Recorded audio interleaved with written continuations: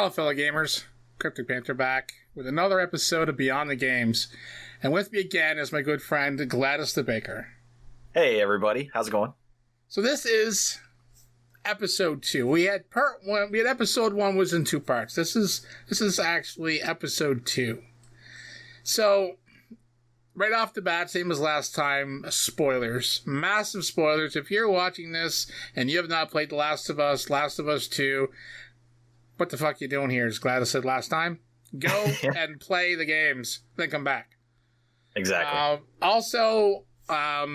Anyone that knows me and knows Gladys, there's usually not a filter. Some of the stuff you're going to hear on this episode, I was just going to start right into it. I'll give you an upfront warning. Like, this is some of the topics and some of the stuff going to be read here is pretty horrible to listen to. It's hard to read, hard to listen to, but it's something that needs to be talked about. So, we're going to jump right into it.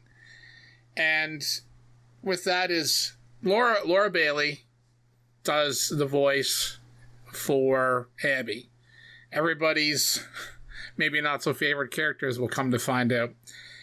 These were responses she got on her Twitter account.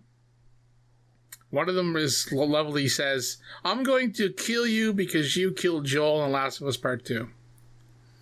I'm going to find where you live and slaughter you for what you did to Joel. Mark my fucking words. I will stab you. Just want to say you should die, bitch. Fuck you. You ruined it." This one here, this is probably one of the most harshest ones. And you heard the other ones. This is probably one of the most harshest ones here. "I hope your parents die of a hard cancer for killing my," I guess it must be favorite character, Joel, because she blacked out, character names to prevent spoilers. "I will find you and kill your kid for what you did. Just wait." Yeah. And then fuck you, dumb bitch, Abby. Go fuck yourself. Now, Laura Bailey is a voice actress. She is not the writer, producer, director, nothing to do with the game other than voice acting the character. Laura Bailey has a long repertoire of games she's done voices in. I don't have a list directly in front of me. I think I may come across it a little bit later on in one of these other articles I have. But even if she done a horrible job as a voice actress, she does not deserve that kind of treatment.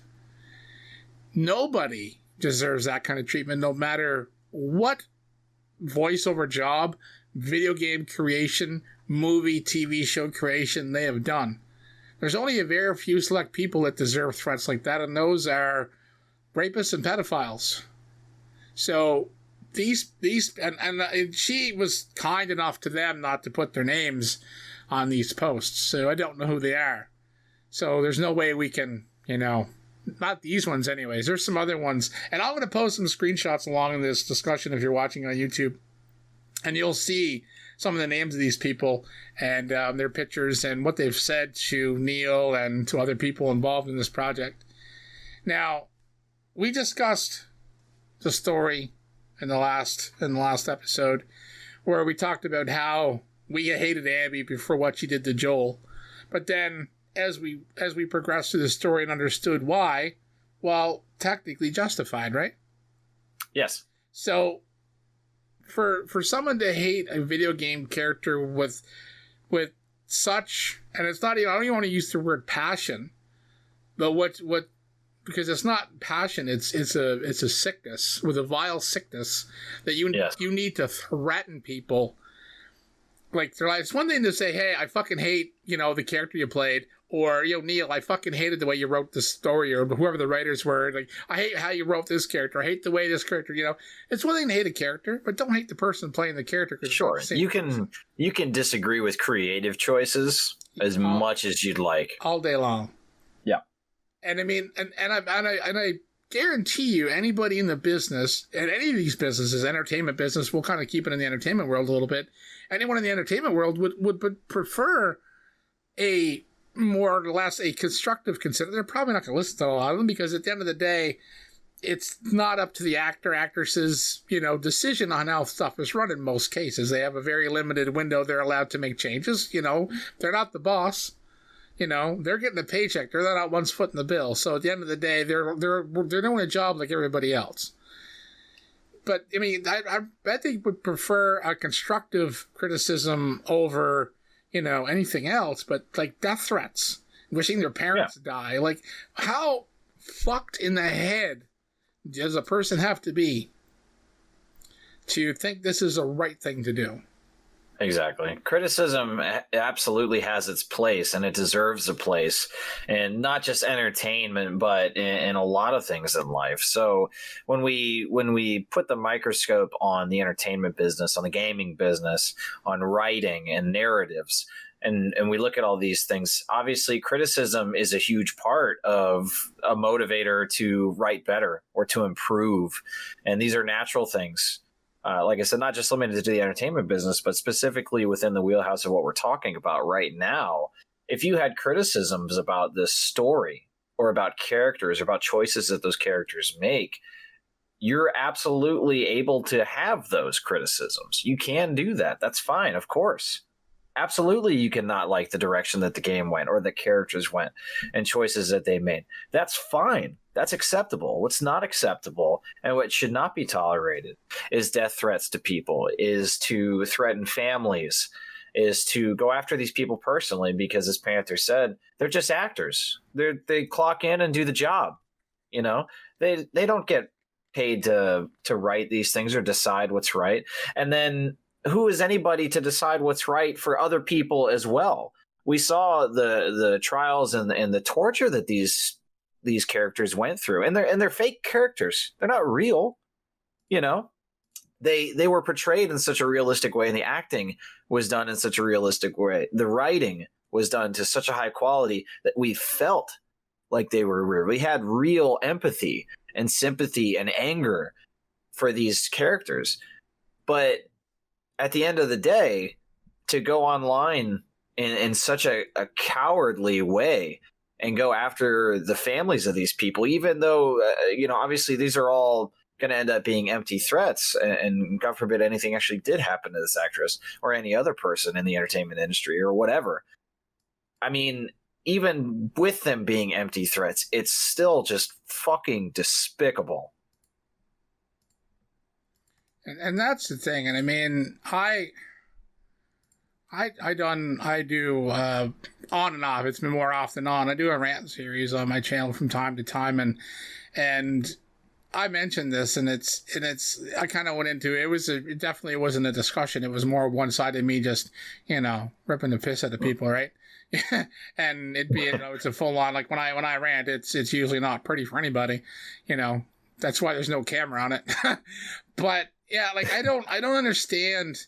Like, I mean, I've been mad at the direction of a game, and I've gone online, and I'll admit I've never threatened anybody. I've never been that unhinged in my life where I went on Twitter and hey, you're the social media guy for this game. Well, I'm going to drive your ass and I'm going to shit in your fucking cereal. Like, I'm not like that.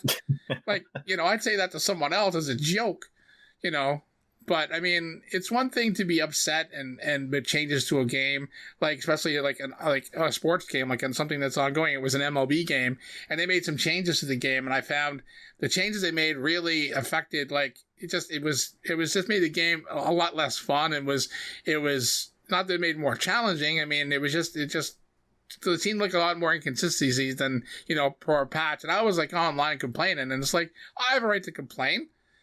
But I mean, I realized that it wasted my time, and there's no sense going after so I just stopped buying the game.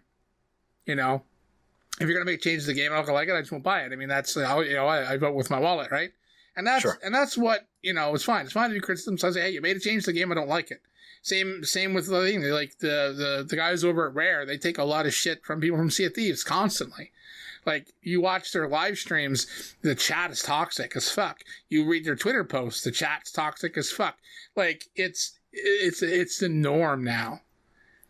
And for people then to go the next step and just say, your games suck, you're trash, people go now to the other side of it where they're like, well, I'm going to drive over to your house and I'm going to stab you to death. Like, holy fuck. It's a video game. It's a video game. It's not real life. This does not affect you in a way that prevents you from living. It's not like Laura Bailey come over to your house and stabbed you, or come over and stole your wallet, or caused you to lose your job. She did nothing to you at all. Right. And that's the other thing too, is this is a purely elective experience. yeah, exactly. This is not forced on anybody in any way, shape, or form. Yeah. This is something that if you don't like the idea, before the game even came out, you know, there was leaks and there was articles and there was a hint of where this was going to go. And if you weren't down for that, then that's fine. This is not an experience that was forced upon anybody so much that it just should alter them on such a level that they would threaten violence in such a disgusting and disturbing way. And it like I said, you made a statement just before we recorded about the way the world is, and you figure the world's been, you know, spinning for a really long time, and things are not getting any fucking better. It's disgusting to see, and we're not going to get into a big real world discussion right now. It's not warranted. There's too much to talk about just on this one topic, but you figure over time the world would get better, but it's not just getting worse. And this is kind of proof. And down the road, there's going to be some more discussion on a lot of this, and not particularly just Last of Us and stuff, but there's going to be a lot of talk on this down the road. And if no one's talking about it, that's also part of the problem. And it's not us versus them. It's an us problem. It's the people that continually allow this to happen. The people that then feed off this and then give these guys likes. They give these guys the plus positive. Oh yeah, fucking do this. There's the people that gaslight these individuals, and then it becomes a alert trait. And then they go online and they do this to everybody. So not just poor Laura Bailey, but Neil Druckmann's been attacked like relentlessly from whenever The Last of Us came out. Like, it was crazy the amount of abuse this man takes. He has got to have the thickest skin in game development today. Like, the dude gets shit on like all the time, and it's not warranted. I mean, if you don't like him, then just ignore him. Like, if you hit yourself on the finger with a hammer, don't get mad at the fucking hammer. So if you're constantly, you know, attacking Neil Druckmann because you hate his stuff, well, then don't deal with Neil Druckmann's stuff. It's like, oh, I gotta hate this TV show. Well, don't sit and watch it. Like you said yourself, it's not a forced requirement. It's not like she's coming to your job and making your life live in hell. Yeah, it's not something you have to deal with. That's right. Right. Get angry, say, hey, I don't like this, complain about it, and move on. That's you're entitled to complain. You're entitled to have a right not to like something. You're entitled to critique and not like a direction, like you said earlier. Mm-hmm. But for Neil to have to respond to Laura with, as people that propagate this kind of hate would say, how stunning and brave. I hope these gamers get the mental help they so clearly need. Unfortunately, this is now the cost of making popular entertainment that challenges conventions. Laura does not deserve any of this. And that's in reference to all those things that I read earlier, because that was a tweet by her. Herman Helst, who is now the head of Sony, who was the head of Guerrilla Games. Herman's a great guy. I mean, I've loved listening to him talk and watch his interviews. He seems like a really genuine guy. I've never heard nothing bad about him. I don't personally know him, so I can only vouch for the little bit that I know of. He says, thank you for truly unforgettable performance, Laura. However pitiful these responses are, bear in mind they represent a tiny minority of our industry. And that's the thing. It's the negativity gets so much press. Ashley Johnson also replied, and Ashley Johnson, if you don't know, the Vulcan Salute on Twitter is Ellie. And she was, I love you, Laura Bailey. Your performance in this game was absolute revelation, and it transformed me. It was an honor to be on the stage with you. So much love and adoration. Now, you'd expect that from her castmates, right? Her director and her castmates stand up for her, and other people that work for Sony are going to stand up for her. You expect that. James Gunn. Everyone knows who James Gunn is. Or if you don't, he's director, right? Not the producer? Yeah, director. He's director of the Marvel Guardians of the Galaxy. Yes, I had it all in my mind earlier, and then I lost it. So he replied to somebody. I'm not sure if it's in the same thread, but he replied to somebody. The fellow says, so passionate fans can't have opinions. Granted, a very small percentage are assholes. So many other questions. So my other question is, why focus on the assholes and not the legitimate critique? So James Gunn's reply to this individual says, because online abuse is in all forms is a much bigger issue than the perceived lack of quality of particular work. That so many of you are tweeting, okay, yeah, sure, the death threats, but why are you tweeting about the legitimate criticisms? Shows that you really don't get it. They're not criticizing anything in the game. They're complaining about Joel dying. They're complaining and threatening the director, the producers, the actresses, the actors, etc., without saying anything's wrong with the game, because the game technically is a fucking masterpiece. Right. You know, in all intents and purposes, as much as a video game can be technically perfect. You know, and it's that right there when another person in a different entertainment field sticks up for and understands what these people in the gaming industry, because the industry he comes from, they get his shit on all the time. Yeah. So he's sticking up for it. So not only the people that work with her and work for the same company that Laura done the voiceover for, is people outside of the gaming industry sticking up for her, and, you know, like someone prominent. And I mean, the amount of fans that have you know, flooded respect for Lauren. I was one of them. Like, I mean, I replied to the tweet, and, you know, she was amazing. As much as, yes, at the first, everyone, you know, had a right to hate Abby. She beat Joel to death with a golf club. I mean, come on. Yeah. Like, seriously. But as the game went through and developed, like, you know, you had trouble with, you know, them humanizing her until you found out who she was. Then it all made sense. And the story makes so much sense. Yes. But for everything that went on, it's sad. And then we're going to get into we touched a little tiny bit on it when we talked about Lev and Yara's characters.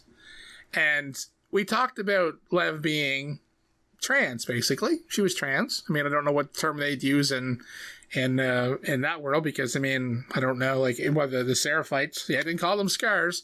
The Seraphites, for being the religious, cultural nut jobs that they were, they wouldn't say trans, they would say sick or demented or whatever term they would use. But something. She was trans.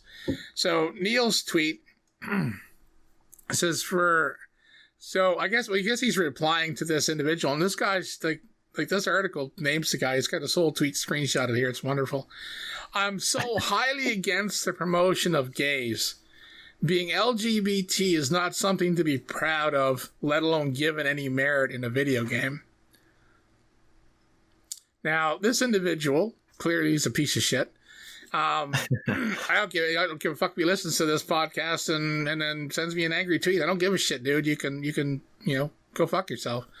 But Neil responds, he goes, for each one of these bigoted and sad posts, I get thousands of positive ones from amazing fans.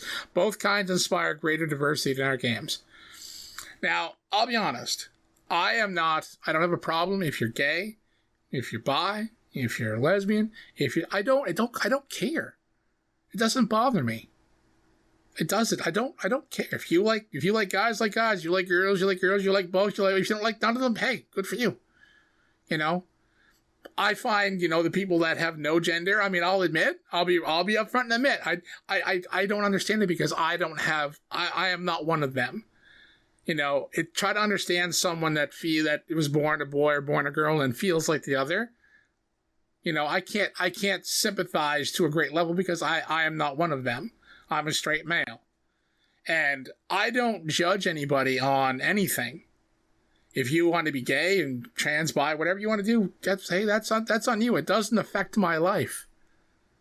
And these people that let this affect their lives in this manner are clearly insane. What does it bother if the guy sitting beside you is homosexual? Or if the guy sitting beside you feels like he doesn't have a gender, or the girl sitting beside you likes both boys and girls? What does it matter? How does that affect your life? And this is the part I can't understand, is how you could hate somebody because they love somebody. Like, yeah, how it's something that I'll never understand either, because when you follow the interaction chain of how this happens internally, basically, is if somebody, without being introduced to the idea like prior, but if you're walking down the street somehow and you had never seen a gay couple before or heard of them, and then you lived in a world without that, right? And then you saw them, what would that affect you? Like, you know what I mean? Like, in even in our world, in the real world, okay, without the abstract, even like what two people decide to do to each other has no effect on you because they're not doing it to you. Right. So whether you agree or whether you think something is gross or it's uncomfortable or whatever, your feelings do not matter to their feelings. That's right. In that sense, it doesn't matter. So what they decide to do, what makes them happy, like my thing for all of life, my basic life philosophy, absolutely in a nutshell, is just I don't care what other people do as long as they're not hurting other people. Do whatever makes you happy, but don't hurt anybody else. That's it. That's how I feel. I mean, beyond that, I don't care. I don't kink shame either. You know. No, not at all. Because again, I'm not forced to do any of that. No. I'm not forced to have anything done to me. That's right. Everything that I choose to do in my life is because it pleases me or because it's comfortable for me. That's right. So why would I ever accept somebody else telling me, hey, don't do that? Well, why? Because that makes me uncomfortable or that's gross. And I said, okay, to you. Right. But your thoughts and feelings have no bearing on my thoughts and feelings here. You know what I mean? And there's a paradox of tolerance. Right now, we're in more tolerated like mindsets and lifestyles now. Like you say the world is getting worse. It's not. I wouldn't agree that it's getting worse. I think the worst parts of it are getting louder. That's probably the more proper way. Yes. Right. Not that they're more widespread. They're just easily accessible now more than ever. So the loud voices, it can be heard through Twitter, through any type of news channel or anything like that. The depths of the internet, they're all just more easily accessible now. They're more out in the open, and that's both a good and bad thing. And it's part of the reason I agreed to do this conversation is because while it's sad that we need to have talks like this, I do feel that they're necessary because it eventually should be basically the peer group of humanity that tells those minority people that speak like this and think and act and feel like this, that I don't accept that. Like I said, the paradox of tolerance is that you can tolerate everything except for intolerance. It cannot be accepted that people tell other people that they're going to kill them for a choice in a game, for a gender role, or for a certain lifestyle that has no effect on them in any physical or definitive way other than I don't like that. It's unacceptable to treat people like garbage or like sending them death threats because you don't agree with something that they did, whether it's how they acted or how people actually choose to live their life in the real world. It does not affect you unless it's forced on you, and nothing that other people do is forced on you. You don't have to consume any of this entertainment. You don't have to pay money to play these games, to watch movies or TV or read books. You can be comfortable underneath your rock of intolerance and hate, and you do not have to spread the virus that is the way that you choose to think and feel. Exactly. And like I said, it feels like, we beat the dead horse and we go over it and over it, but it, like you said, this discussion is sad that we have to keep having it. And you see it every day and it's like, how do I turn this off? Is there a switch to turn off? Because that would make the fucking internet so much nicer. Like, I mean, I being pissed off and being angry. Hey, that's part of life. And I get pissed off and I get angry and I vent and I don't have a filter and fuck the world and fuck you and fuck them. That's fine. Get mad. Vent your frustrations. There's nothing wrong with being angry. Nothing wrong with not liking something. There's nothing wrong with being, there's nothing wrong with being offended, but you being offended doesn't fucking change anything. And it doesn't give you a right to hate. It doesn't give you a right to go online and spew garbage and vile atrocities at people because you're a fucking piece of shit. Look in the fucking mirror. Like, let's turn this around. So this fucking jerk off that made these threats, this bag of shit, so he's working at fucking McDonald's or he's working at Walmart or Target or wherever, and he's standing there and he goes to bag someone's groceries, and he puts the can on top of the bread and crushes the bread. The guy fucking grabs a hold of him, puts a knife through his throat, and says, "You crushed my bread, I'm going to fucking stab you to death." Now, is that fair? Like, holy shit! Like, come on, do you want someone coming into your job and threatening you because you made a mistake? Like, or your decision in your job, you mop the floor backwards while your manager comes in and threatens to go to your house and shoot your family. Sure. Like, like how, like, you mistype a memo at your job and all of a sudden you get 42 emails from everybody telling they're going to come downstairs and shove a pencil in your dick hole. Like, no, you don't fucking do that. So don't fucking do that at your job, and don't do that to your mom. If your mom burnt your toast, you pull a knife out and threaten her. Do you send her an email? You're on Twitter saying, "Yeah, my mom burnt my toast, and when she goes to sleep, I'm going to slit her throat, you fucking whore." Like, if you got that kind of problem, you should seek help. But you don't think of the person on the other side of the keyboard. And I've been guilty of, kind of being a bit of a troll. But I don't troll, and I don't threaten people's lives, and I don't try to burn down their life. It's not. I like just to trigger people a little bit, just when they're being a little stupid. It's like I like to kind of put a little fuel on the fire and just see how stupid they want to get. Trolling's one thing. I mean, yes, I probably shouldn't do it, and yes, I freely admit to doing it because I'm not going to sit here and say I'm an angel because because there's no such thing. No one's perfect. Nobody is. Not even you, Gladys. As much as you think you are, you're not perfect. God damn it. You're close. You're so fucking close. So close, damn it. But I'm saying, like, take the role of you being on Twitter and threatening, Neil Druckmann, or threatening Laura Bailey, or anybody, not even just Last of Us. Like, you getting on Twitter and saying, "I didn't like that person in that movie. I'm going to drive over to their house and, like, burn it down." Like, turn it around. How would you like to get that criticism about because you mistyped a word in the memo that, everybody in the company is now going to drive over your house and stick a fucking, Sure. So I'd like to grab that point. Okay. And go to an article that I was reading. It was from Collider.com, and it was bringing up the idea of the reason that a lot of people have this outrage towards Abby is that, obviously spoilers, is that she killed Joel. Okay, so the outrage, the anger is that I love this character and she killed them. So I have to lash out at her. So Collider.com, within the article here, I'll paraphrase a bit and kind of vaguely talk about the ideas, but they had brought up the idea, and this is a great way to do it, is that what if we had only known Abby's story?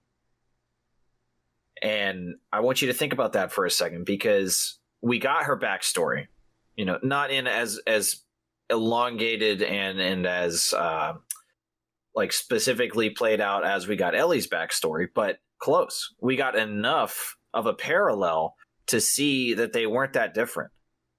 And so the question of what if we had only known Abby's story? What if there was no The Last of Us? What if this game started with Abby as a teenager with her father, rescuing the zebra and working in the hospital, and her father-daughter relationship that she had was similar and if not even more genuine than the one that Joel and Ellie had, arguably, because they were actually father and daughter. Not to say anything about adoptions or anything like that, but just don't take my words and run with them in the wrong direction. But you know what I mean? Like an actual father-daughter setup, trying to do good work. They sense, there's a chance to not only just provide a better life for some people around them or a large amount of people, but to literally save the human race from this pandemic that has obliterated the globe and mankind and life as we know it. They had a chance to do that. And from their perspective, this smuggler came in and not only destroyed that idea of saving humanity, but also severed a very personal relationship that she had. And so her quest for revenge begins.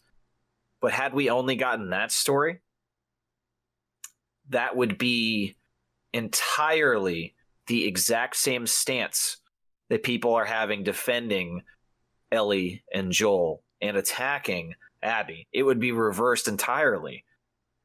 It would be, how could someone be so stupid as to get rid of this chance to save humanity? How could you be so selfish? How could you do this and this? And you would absolutely understand and empathize and sympathize and know that Abby would be justified in what she was doing. That was the brilliance of this writing, is that they took two characters that we loved, and we followed their story, and we got invested into the decisions that they made and the struggles that they faced and what they had to go through. And the decision that Joel made, there's lots of people that could say it's right or it's wrong for this reason, that reason. There's no definitive answer, because humanity and the choices that we make are messy. A lot of the times there's not a definitive right or wrong answer. And this is another great example of how this is brilliant storytelling and brilliant writing, is that you have such a messy thing, but what they did, instead of just a bland sequel to The Last of Us and continuing their relationship in an expected way, they fucking turned it around and did a 180 and made, in a way, them villains. And it's just an amazing turn that I felt the outrage when I was playing. After Joel died, I was heartbroken. It was very upsetting. And then when we started playing as Abby, I out loud to my wife, because we played it together, I out loud was like, I don't want to do this. I don't want to care for this person because of how I'm feeling right now about the actions that they took. Obviously, no Twitter rant and no threatening of the families or anything like that. Of course not. But within the bubble of the game and the narrative and the characters there, I did not want to accept that this game was going to take me on the journey to understanding and sympathizing with Abby, because she was the villain to me. She killed something that I loved. The brilliance of this story writing is that that's exactly the same scenario that you just played out, Panther, with imagine you going to work, which everybody has to do. So this should be something everyone can relate to. Going to work, making not even a mistake, because that would be admitting that there was something wrong, but just making a choice, and somebody threatened to kill you and your family and your child. I mean, how unbelievably fucking barbaric and disgusting of an act that somebody could do, short of actually doing it. It's despicable. It's just the absolute lowest form of humanity. It's crazy to me that anybody could do that. So I wanted that seemed to be the perfect segue into that brief rant segment from me. I'm sorry. So, oh man, that was great. And I mean, that is the kind of thing that I like. Yeah, that sums it up. Like, if we only had Abby's fucking story, we would hate Joel. Yeah. Not necessarily we'd hate Ellie, because there'd be no reason to really hate Ellie. It wasn't really her fault. But Joel, busted in and killed the guy, and in my case, barbecued all the doctors. But, like, he's the one that, killed her father and stole, the air quoting, because, I don't care, but air quoting, saying, hey, like, the chance in humanity. And like I said, we discussed it, we don't know. No one knows for sure. Could have just killed Ellie and found nothing. It's not saying for sure it was going to happen, but, like, that's the thing. Like, if we only had Abby's story, no one would hate her. Exactly. But why do you hate her? She was on a revenge story. Yep. And, I mean, how many, and it's I don't know. It still fucking angers me and blows my mind how people act and get upset and go on and just.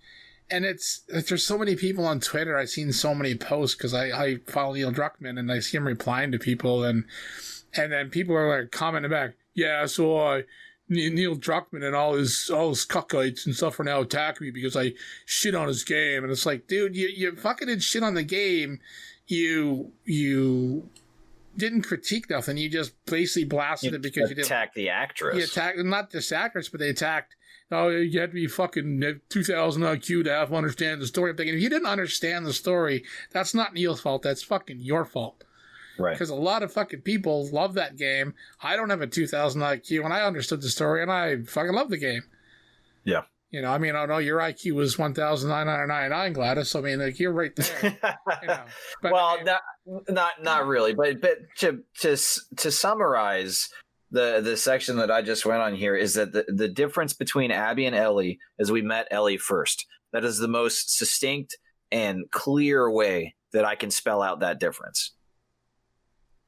And when you look at it like that, when you take just a fucking half a second to think about it, if you say that to somebody and they can turn the wheels in their brain to understand and not just shut out something that they instinctively don't agree with, if they can just be a fucking halfway decent human, then that's an easy understanding to come to.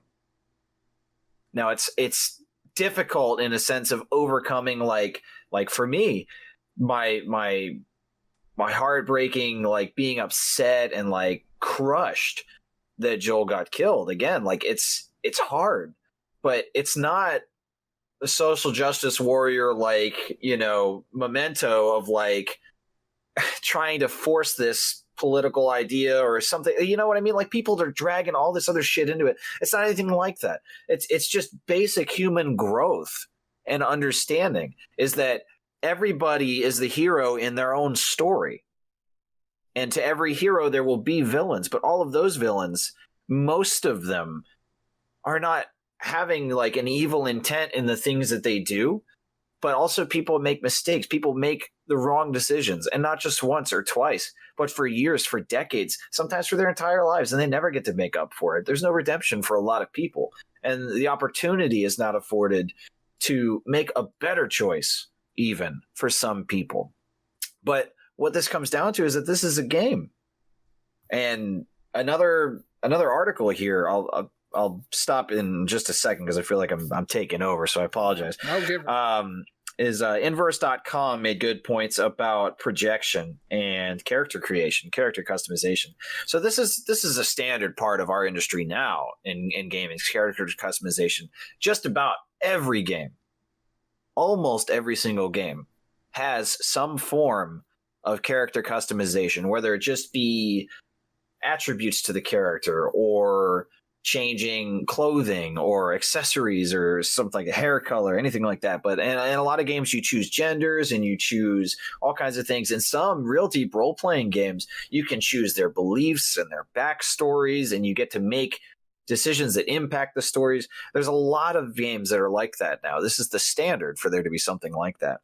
But in The Last of Us, it's not meant to be a customized character experience. It's not meant to mold to what you believe. What this does, and I will always maintain it does in a brilliant way, is to tell a very powerful and personal story of not just revenge and heartache and loss, but of growth and mistakes and the messiness of humanity, the good and the bad, the ugly and the awful and the beautiful. It has moments of everything in there. It's just, for me, almost a perfect telling in such a realistic way of like a story that could realistically happen to any of us.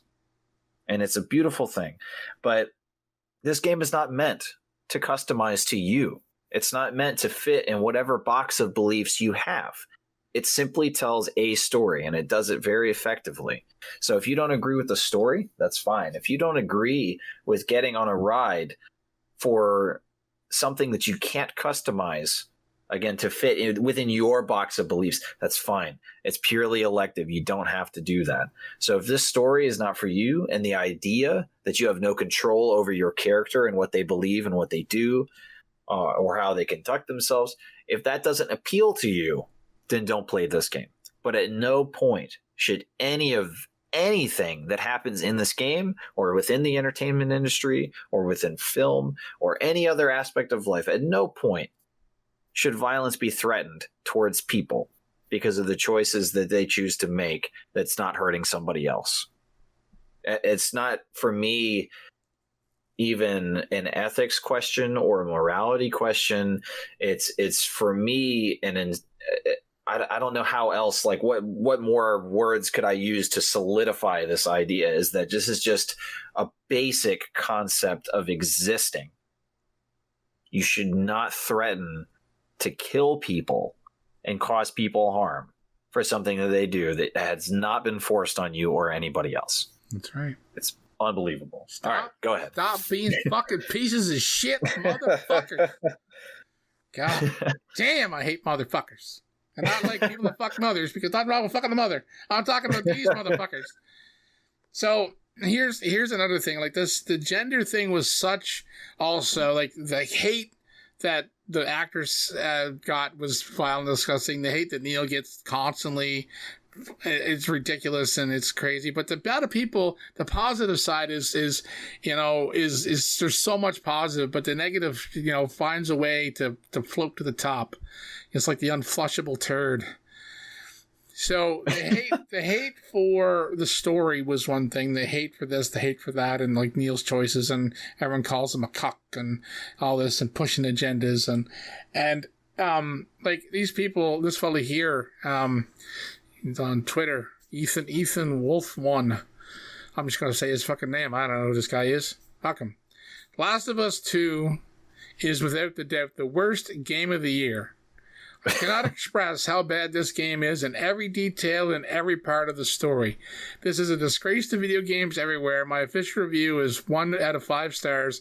Not worth your money or your time. Well, Ethan, your fucking tweet was a waste of fucking electricity.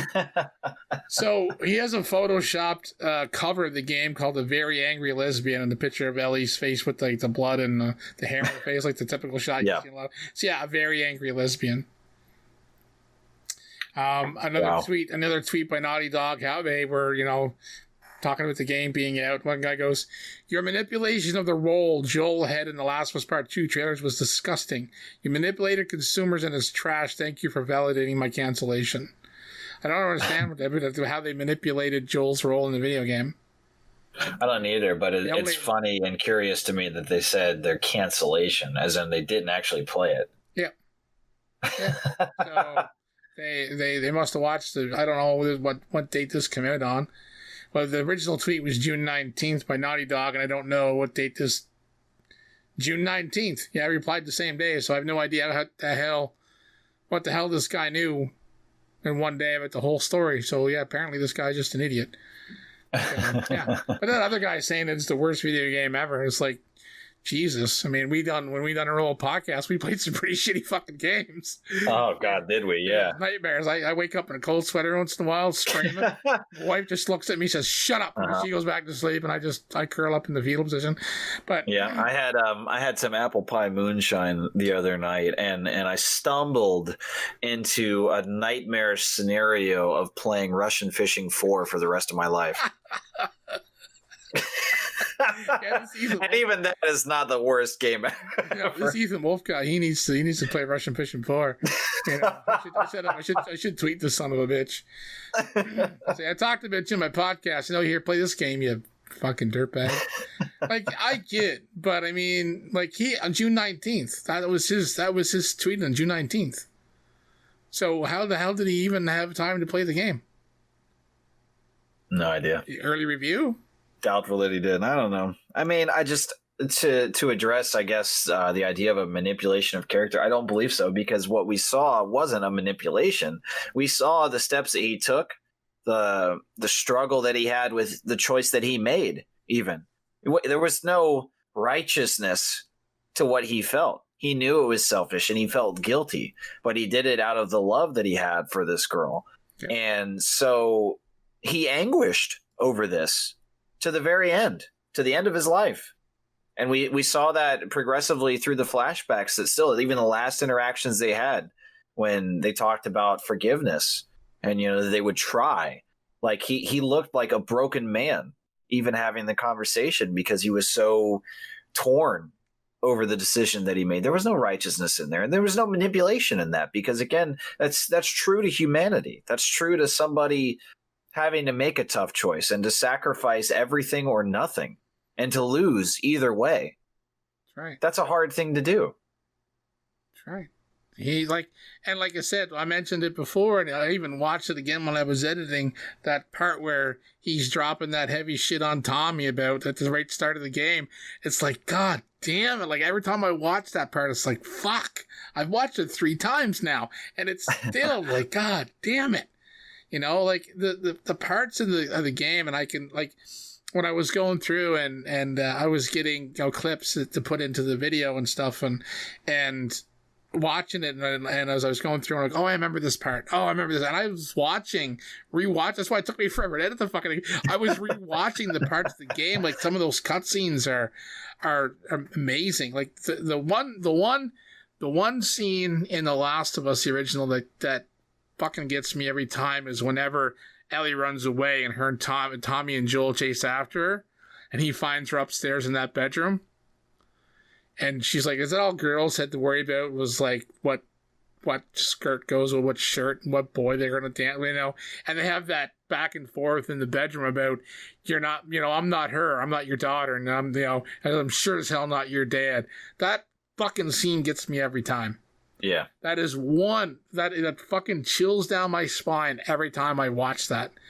And it's the acting of everybody in this, everybody in the first one, everybody like in the second one, like the performances they put into this, like you fucking feel it. And how could you say the story was such ass and the story was this, the story was that? How fucking narrow-sighted is your vision in your understanding to say the story was bad?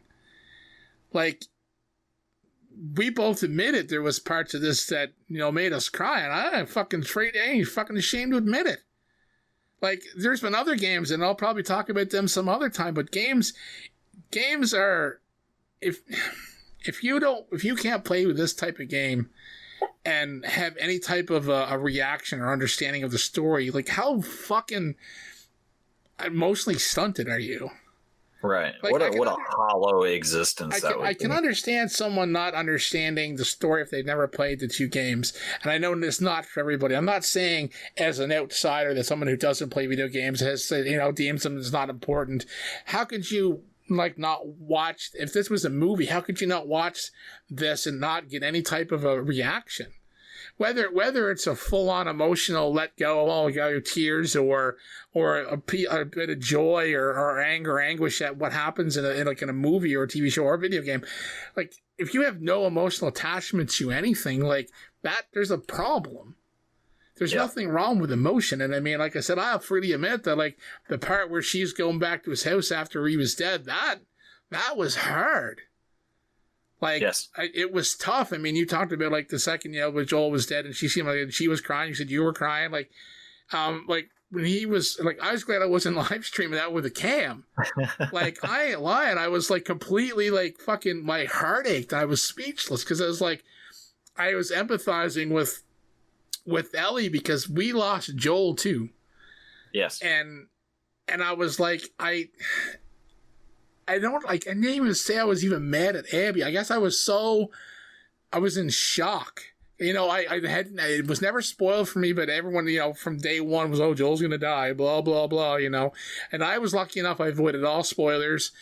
But I mean, it was always in the back of my mind is like, you know, whenever this is about hate and this is about revenge and, you know, this is what's driving, you know, the story. And it's like, it's either going to be, you know, when we get introduced to Dina in that one trailer, it's like, oh, great, is the girlfriend going to get fucking murdered or attacked or whatever? And, like, you know, and then it was, oh, maybe it's both of them. Who knows? Like, everyone was speculating Joel was going to die. Like I said, I was going in with an open mind because I didn't want to, you know, project anything and then be either disappointed or whatever before anything happened. And like I said, I get someone not liking that. I get someone not wanting Joel dead. I understand that. I didn't want Joel dead. And all the flashbacks where the two interacted was such unbelievable thing to watch. Like that part in the museum when they were in the capsule. Oh, like, yeah. Like you said you lost it. And I mean, I was sitting there, man, and it was like just knowing how happy they were. And this was before she found out the truth about the hospital and everything else. Like how happy they were that I have their whole world fucking shattered in that aspect. And just as she's trying to rekindle the relationship, boom, Joel dies. Yep. So she is definitely in a fucking tailspin. Like here, you know, she was the happiest little kid in the pandemic or the apocalypse, you know, to, you know, finding out the truth and having her heart ripped out that way. And then just as there's that one spark of like, oh, well, let's try to rebuild this. We're here. Let's do something about it. Boom. And then boom, they, that spark stuffed out with a golf club. The fucking story is unbelievable. Like, throw away, okay, she's lesbian. Throw away the part that Lev's trans. Take those parts out of it. The game is fucking amazing. And what blows my mind too is that they're absolutely and entirely thrown in as casual details. They're not focused on. No. There's no sitting down and talking about how there wasn't even interactions within the game about whether those things were right or wrong. There was no forced stance for the player to support those practices. Like the story of Lev, that what drove them to run from the Seraphites to put them in the position where they were at, to then to put the story to where, they basically Abby saved Yara, and then Lev saved Abby, and then Abby never judged 1 second. No, Abby never judged 1 second, and it's the same with Ellie. The only person that judged was the guy in the bar. The guy who was a bit of a bigot, but he said he was drunk. I mean, I'm not going to defend or argue at that point, but like everyone else didn't seem to give a shit, and that's the society we need to be in. One sec. Sorry, I cleared my throat. You're okay. I don't want to do that in the mic. That's rude. No, I agree though, because that was at the beginning when I said that this conversation is sad that we have to have it. But I feel like we, as a society, there needs to be basically a firm commitment to the idea that you shouldn't fuck with other people's lives. It doesn't affect you what other people do privately or even publicly to a large extent. It doesn't affect you. No. And if it does internally, then that's your problem. That's not theirs. Yeah, definitely. So we need to treat bigots and people that are intolerant of these lifestyles that are natural to these other people there. We need to treat them in the same way that we treat flat earthers and anti-vaxxers. You know what I mean? Like these people choose to live in such a hollow and hateful world, and the rest of us don't. And it comes naturally to us. You know what I mean? You have to choose to continue to live like that and to think and act in such a awful way to other people. You really do. You have to choose. I don't think that comes naturally to a lot of people. No, it doesn't. I don't think. I think there's definitely a lot more good than there is bad. But like I said, the bad is like that unflushable fucking turd. You can't get rid of it.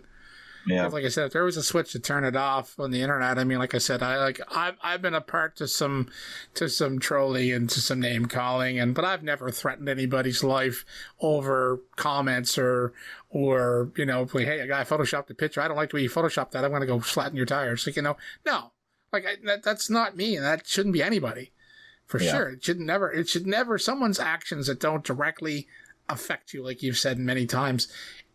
It never should invoke hate. Okay, if you don't like two guys kissing, well, I'll be honest, I don't like seeing two guys kissing, but I'm not gonna, go and stab someone's mother to death over it. Like, stop being a fucking piece of shit. That's simple. That's a simple thing to stop doing, isn't it?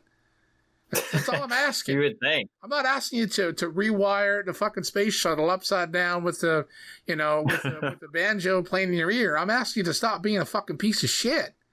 Like, I don't think that's a hard ask. It's not a hard ask. It should be an easy ask.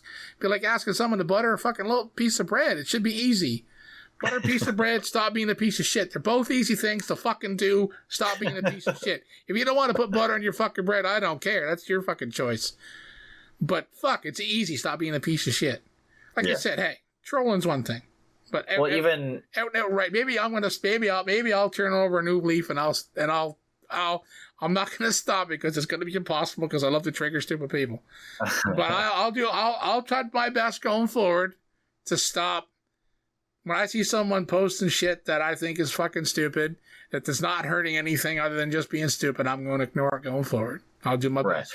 Even with the strongest condemnation that we could possibly give to these people that are talking like that and threatening these actors and these other people that work in the industry, even with us issuing the strongest condemnation that we can, we still don't stoop so low as to threaten them.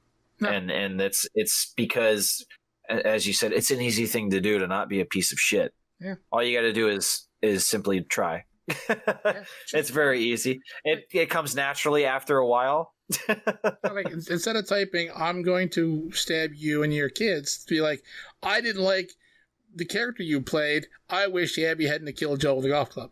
Try that instead. Or, oh, fuck, that pissed me off when you played that character and yada yada, done that. But, like, hey, I'm not going to drive to your house and stab you to death. Like, that's, like, those words should never be typed on a keyboard unless you're writing a script for a movie or a TV show or video game, etc., etc. So, yeah, like, stop being a piece of shit. That's easy. That should be the easy part. And there should be a clear understanding that there's a difference between the actor or actress and the role of the character as well. Is that you could tweet at the actress and you could say, I really hated that this character focused on revenge and that's what her life became, and then she killed a character that I loved. And you know what? If you had worded it in a way that wasn't so disgusting and so personally attacking against this person, you don't know what their thoughts are about it. How do you think that they possibly could have felt playing this role? If you were an actor or an actress and you get challenged sometimes by the roles that you play because it is a job. It's not, nobody is fortunate enough almost to make the decision of I'm only going to play roles or do things in this industry that I agree with fully. Sometimes you do things you disagree with, but again, there's a separation between character and a role. For them, it's a job to play characters. Some of the characters are going to be great and some are going to be despicable. And some are going to do things or believe things or say things that actor or actress does not agree with. But it doesn't represent that person because it's a minor suspension of belief so they can play a character. Yeah. So that you can be entertained or angered or happy or have some type of reaction to this form of art.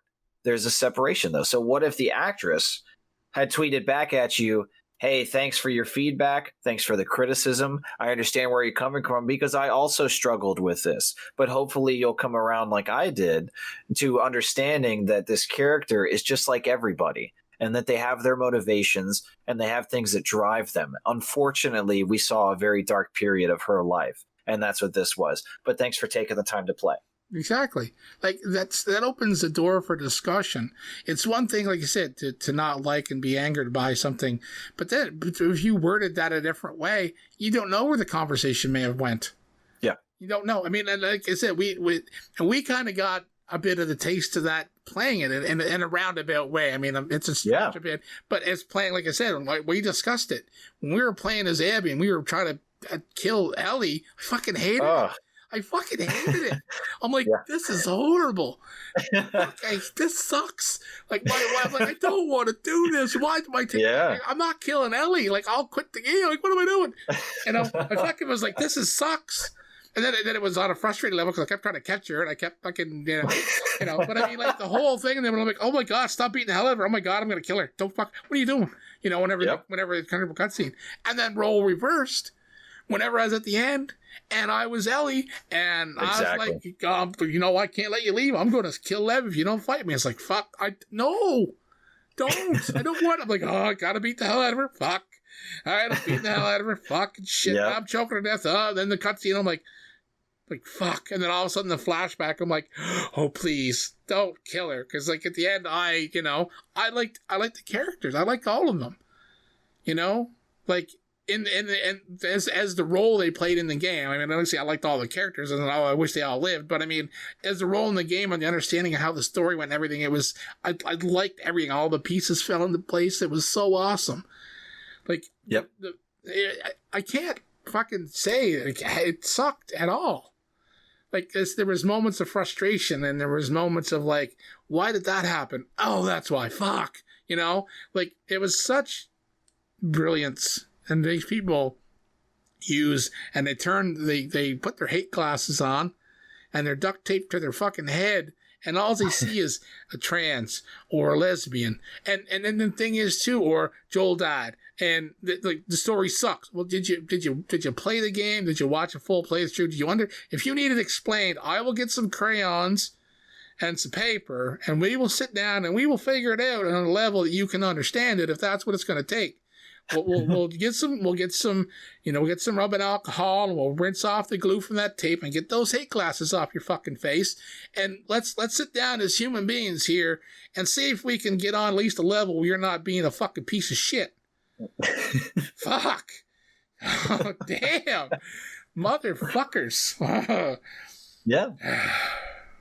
It's infuriating that this type of slug of a person that ekes out their existence like in this lifestyle, that they hate a group of people or a type of people or people that just, again, there's no harm being done to anybody. There's no threatening of your lifestyle, or they're going to take something away from you because they did this, or there's none of that. It should not affect you how somebody else lives their lives. That's right. And that's one of the key things. And another touch point on too is the video game trope. And everyone's probably said it once or twice in their life and looking at video games. Oh, that girl in the video game, look how small she is. She'd never be able to move that boulder or lift that thing or do that thing or pick up that thing, right? Girls, because to say it's a small. I'm not saying girls in general. No hate. I'm just saying, like in video games, like the character will be maybe a smaller frame petite girl, or and okay, they're lifting up a great big heavy item that basically, in real life, air quotes, they'd never be able to do. Like, she's not big and strong, she'd never be able to do all this and all that stuff.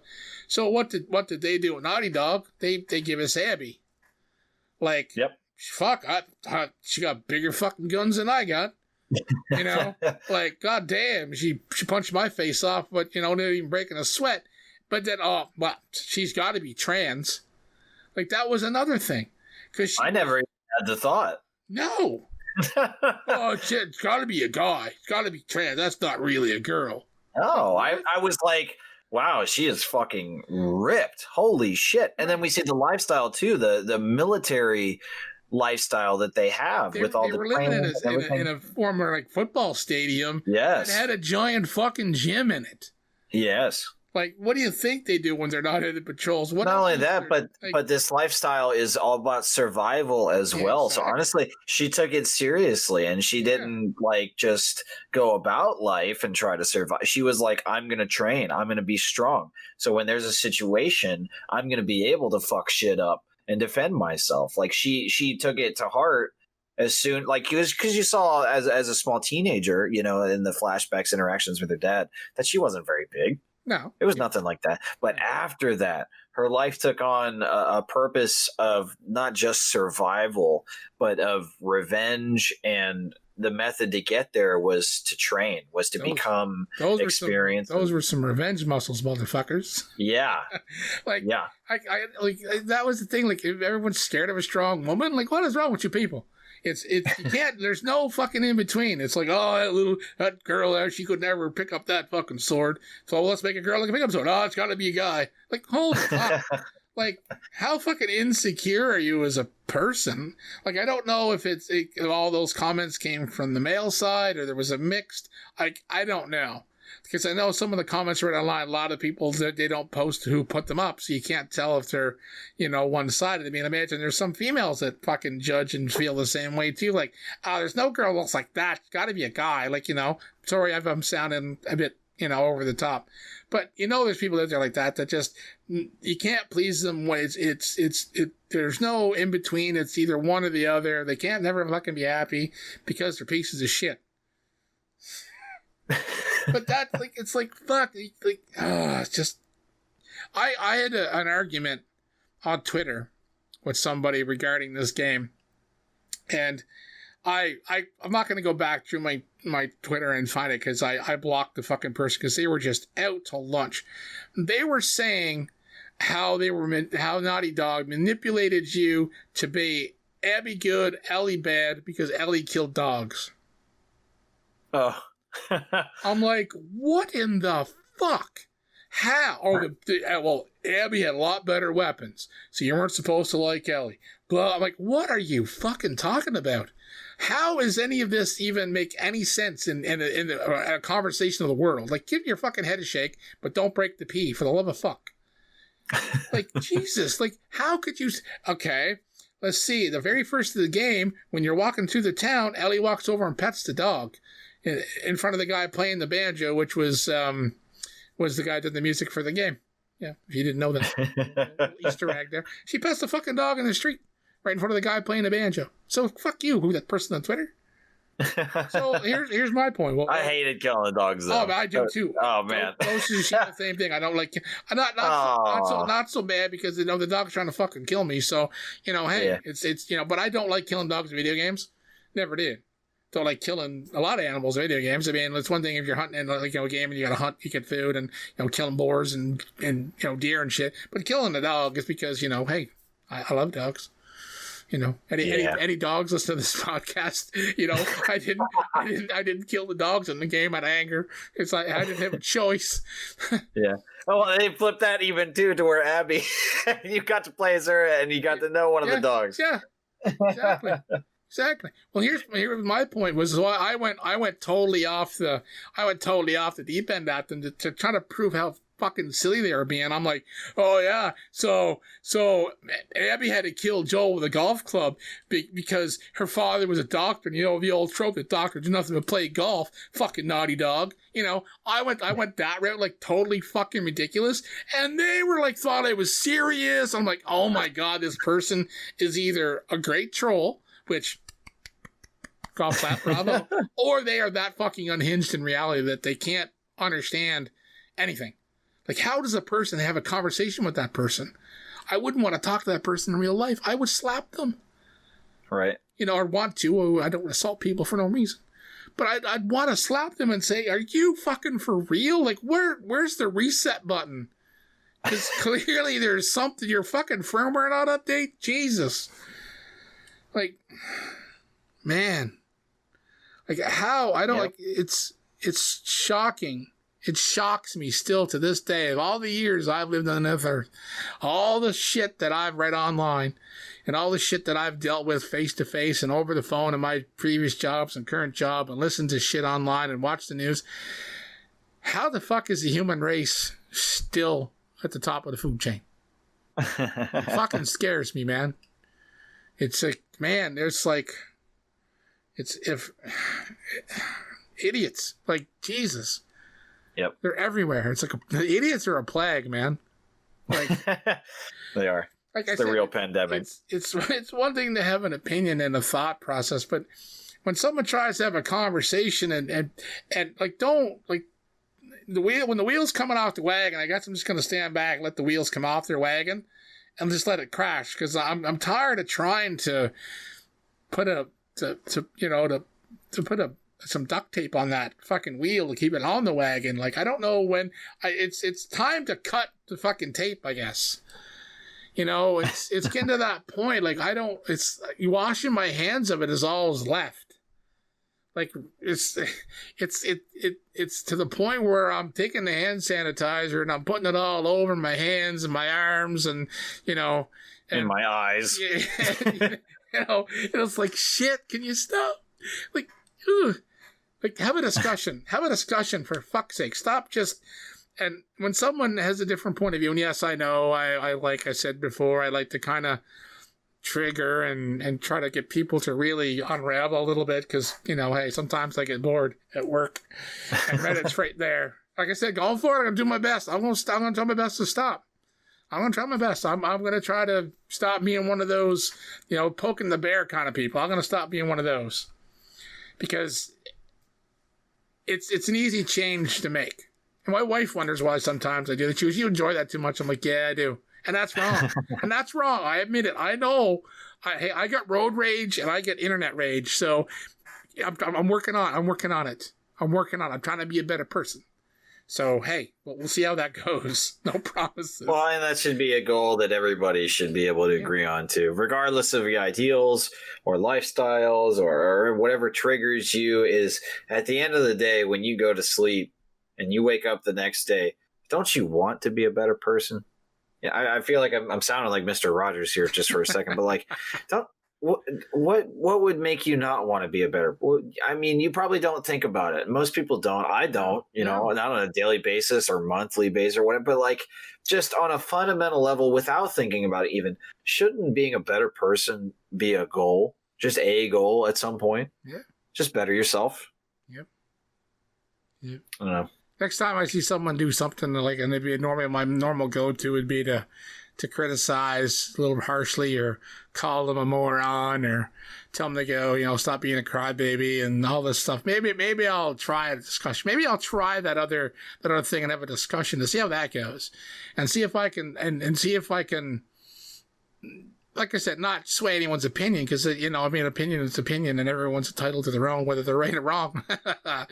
But it's maybe that's a thing. Let's see where that takes it. Let's see what happens. And everybody else should try that. Let's make this a positive thing. Let's turn this fucking pile of shit that people have shoved all over the internet. Let's put a squeegee on the screen of shit and see if we can clean it up. Let's see if we can be a little bit better. Let's see if we can do something.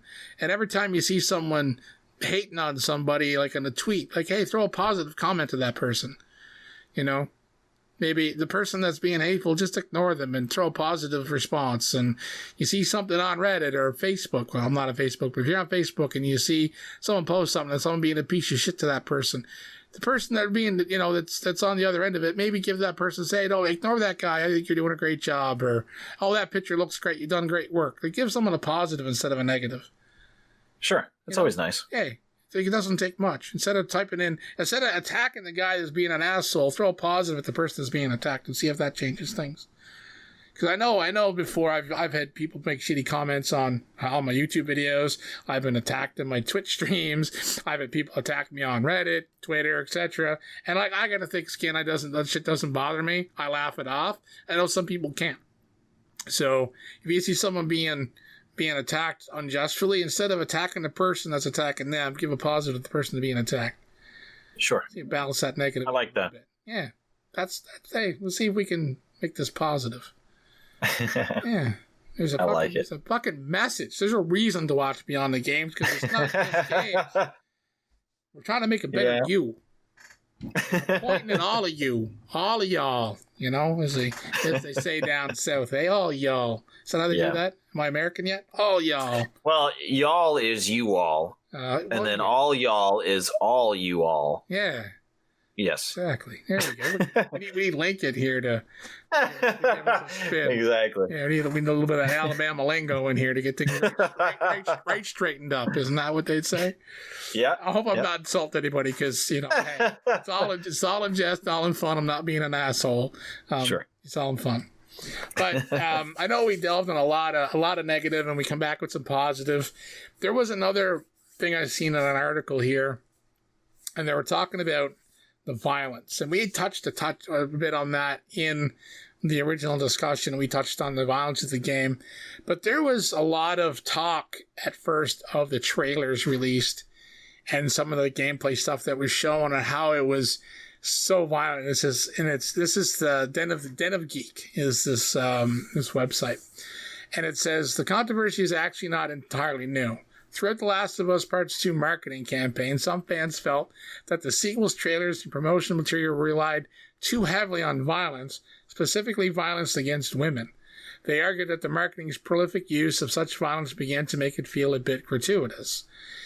The final version of The Last of Us Part 2 adds an extra layer to the particular debate. The Last of Us Part 2, they keep saying that enough, is a very violent game, but the themes deal heavily with the ideas of unnecessary violence and the cycle of vengeance. And we touched on this. This is kind of a little bit regurgitating what we had said about how, it's portraying violent acts. It's not done at a gratuitous level just to be violent. It's as much as real life. It's purveying violent acts to make them impactful, they require the gore that was induced, but it wasn't ever over the top. So like we had mentioned, like where it wasn't blood splaying across the skin, it wasn't like body parts exploding in every 10 seconds. It wasn't that type of violence, and it wasn't done on a level that was, almost comical. It was left in the game, and it was done to be impactful because it's there.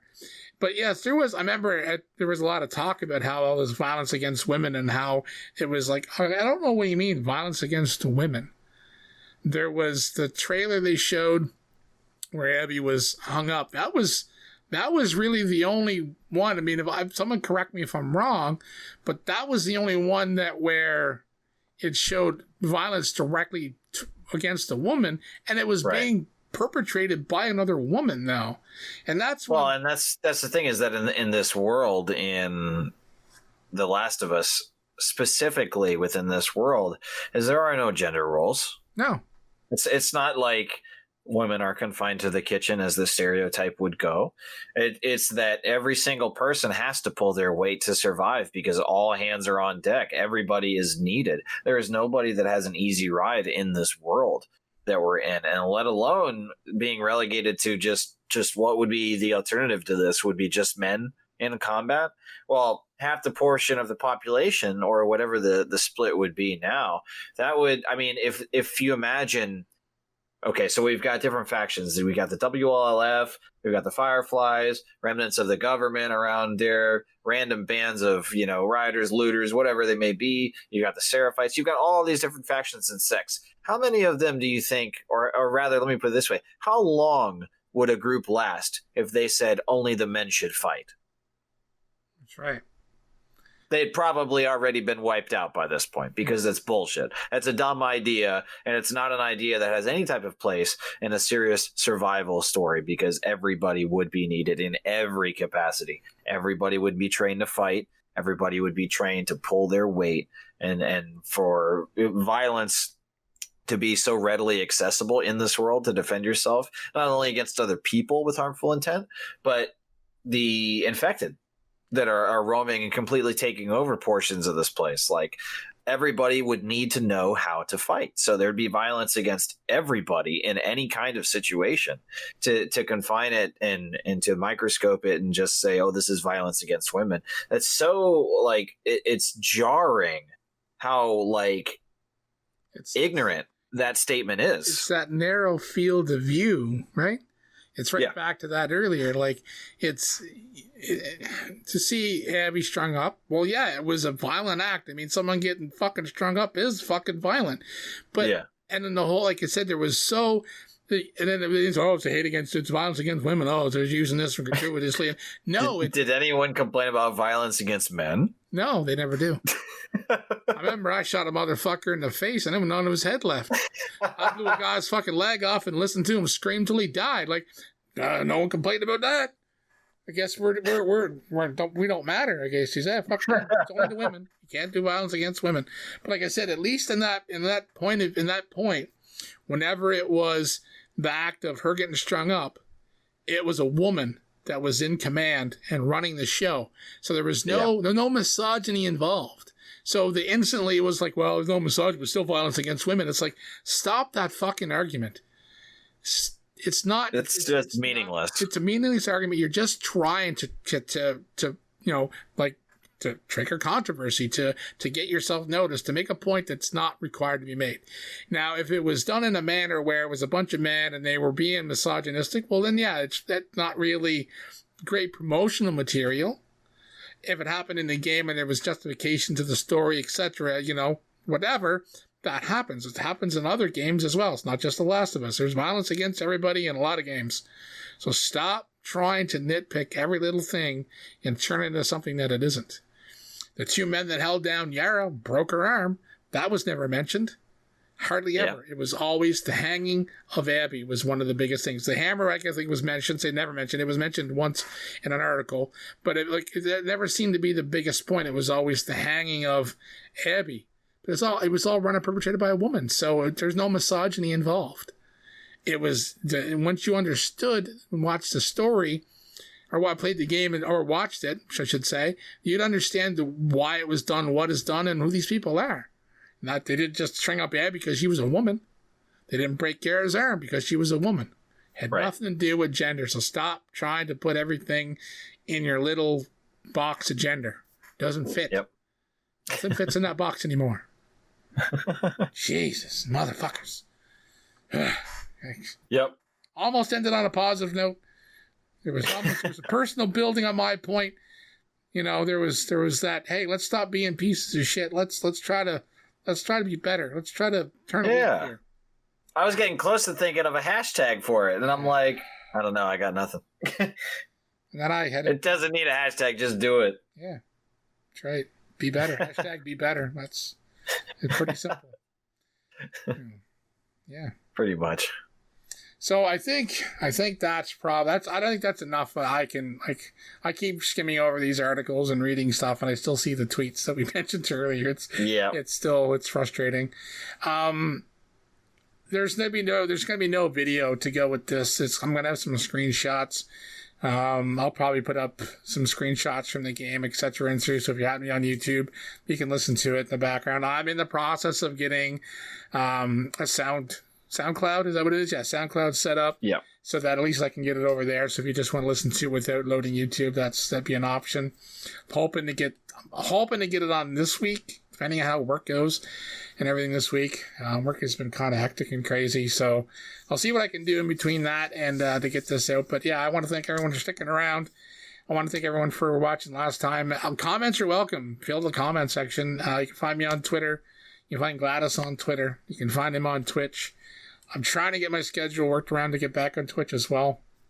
So yeah, all links required are down below as usual. And I want to thank Gladys for 2 amazing fucking episodes, pal. I really appreciate it. Absolutely, brother. Always a pleasure to be here. Happy to talk and spend time with you as always. And the first one was a lot of fun. This one was less fun just because of the subject material. But glad to be here to fight the good fight. And I imagine in the future you'll be back again. Oh, I'm absolutely willing. Anytime you need me. Well, all right. We're going to end on a positive note then. So as always, thanks for sticking around. How about hashtag let's be better? There we go. Hashtag let's be better. And that's how we're going to end it, folks. Thanks for sticking around. Thanks, guys. See ya.